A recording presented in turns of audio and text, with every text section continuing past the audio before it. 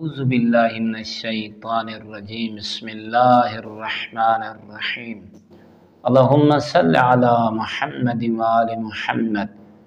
مومنین مسلمین، اگر انسان تھوڑا جیاں پریشان ہوئے یا نزلہ، بخار، کھانسی، کسی ہی بیماری دے وچ حضرت انسان مبتلا ہو ونجے، او پہلے اللہ نے جڑا او مقام، عزت، آبرو، نعمات دیتی ہونیاں، او انسان او ایک بیماری دی وجہ تو او ساری اللہ دی نعمات کو بھول ویندے۔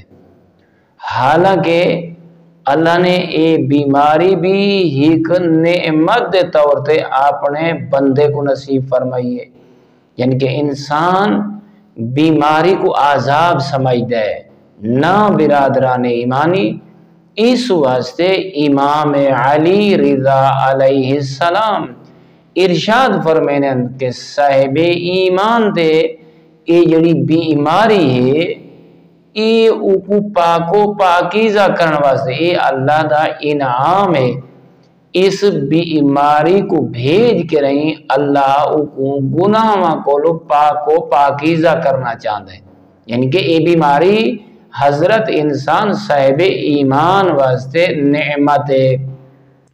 نال لے کے فرمائنے کہ اگر کہیں کافر تے آونجے، ایسے انسان تے آونجے جڑا اللہ رب العزت کو اپنا الہ نہیں منے دا، فرمائنے کافر واسطے اے بیماری عذاب ہے، لعنت ہے، صاحب ایمان واسطے اللہ دی رحمت اور انعام ہے۔ مولا نے دیکھ کے فرمایا اگر تو آکو کہیں وجود حصے چ پین ہوئے، درد ہوئے، شکر خدا بجا لاؤ، ایک نہیں یا ایک رات اگر کہیں صاحب ایمان کو درد بھی جو مبتلا رہے، تکلیف جو مبتلا رہے، تا اللہ ان دی ساری زندگی دے گناہانے صغائر کو مٹا دیں دے۔